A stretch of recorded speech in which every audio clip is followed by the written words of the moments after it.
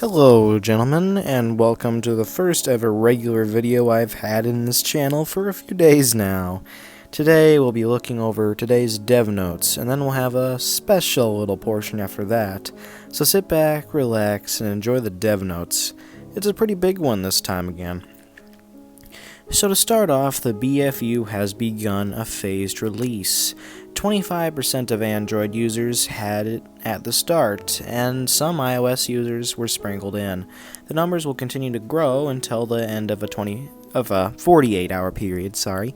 Matchmaking is a bit harsh due to the lack of people currently with the BFU at this time, so if you don't have it yet, don't worry, you're probably doing better than them. A lot of the stuff listed in the notes are just recaps, so let's go over the points we actually didn't touch on that much last week. Your new kid can finally go on without a hat. But what's this? I'm fully naked. That's right, you don't have to wear anything anymore. Also, donations have been improved with a change from cards donated on the counter to experience from donating, along with the ability to see your total cards donated stat. Something that a lot of people have been really wanting.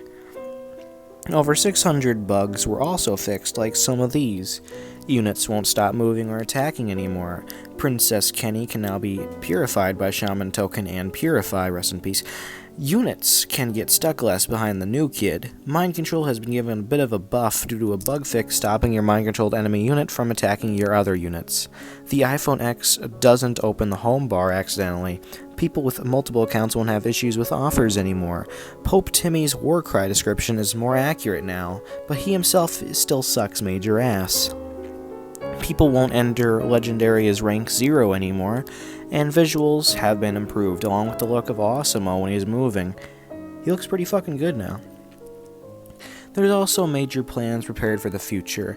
Red Links will be streaming again this Thursday, and raffling off an unknown legendary card.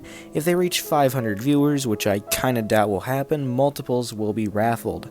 Also, plans for after Season 3 of the Phone Destroyer anime have been revealed, such as Purify and Powerbind finally going through overview, and being changed more to make them more viable. They'll also be starting threads about community opinions on balance updates, and some of those adjustments may make an impact on the aftermath of Season 3. The next content update is already in the making too, so I'm excited for that. So, all of that was pretty good, right? All those notes and whatnot. So, I managed to get the BFU on my iPhone. It's still rolling out, so a lot of you might not have it, but I'll be showing off exactly what I think using a new format: the good, the bad, and the ugly. Each major thing will be going into those categories: the good for good things, the bad for things I don't like or are just meh, and the ugly for things that are just god-awful. So let's begin with the good, shall we? The good is full of things, really. Let's start off small with the graphic improvements. Every single thing looks absolutely amazing. Projectiles look more fluid, the radiuses are more beautiful, and everything just seems to feel brand new and sparkling. The HUD for the battles are probably one of the best additions. It looks so advanced and pretty. All the cards look pretty amazing too now and stand out more when you open a PvP pack or anything. Losses and draws are even more rewarding, as Steve promised during a bunch of early streams. No matter what, if you get a bar down on your enemy, that's progress on your PvP pack. 5 bars equals a PvP pack.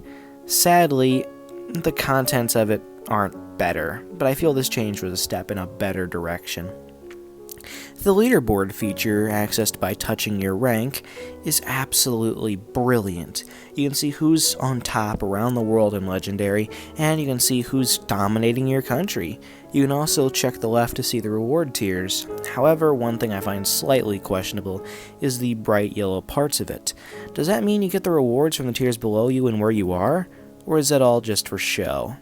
It's not entirely obvious what it really means. Donations have been really improved, along with the team overlay as a whole.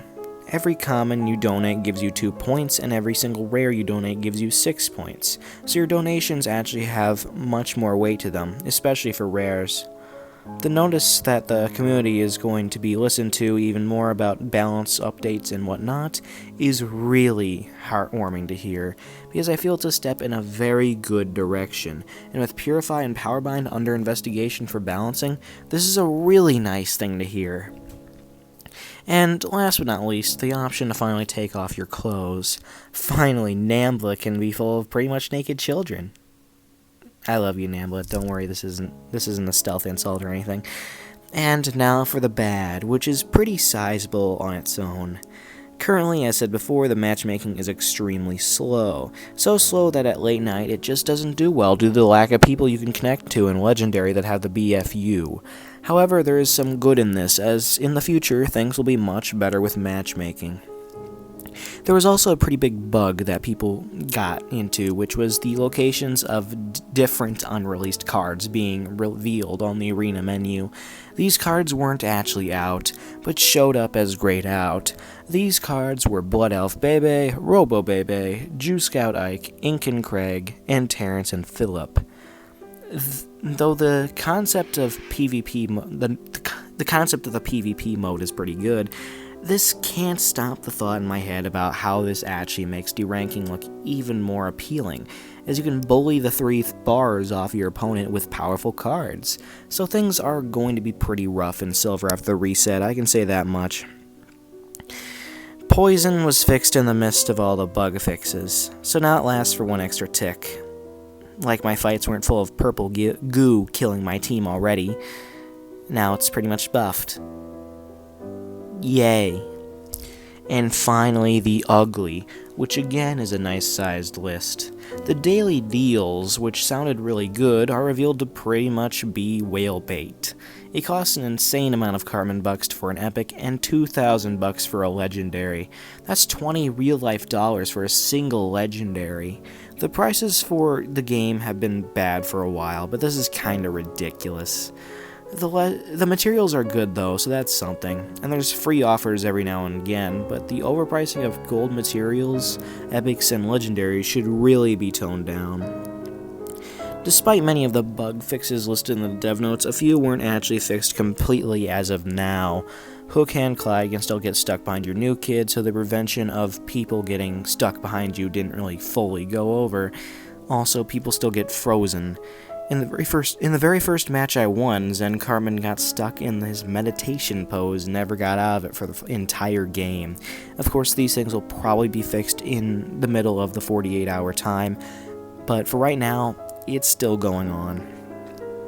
Along with the bug fixes came numerous other bugs, such as Cock Magic going to 6 energy on accident, which will be fixed tomorrow. There's also a card cycling glitch during matches, which makes it so cards that are on the field can appear back in your hand, so you can just replace them if they die. This can also make dead hands a bit more common, and that's all I really have to say about this update. I'm enjoying myself despite there being some issues with things, and some things are overpriced and whatnot. I don't really mind. What do you think about the BFU? Did you manage to get your hands on it yet? Are you excited for the next event? Post in the comments, and as always, I love to hear what you think. Have a good night, friends.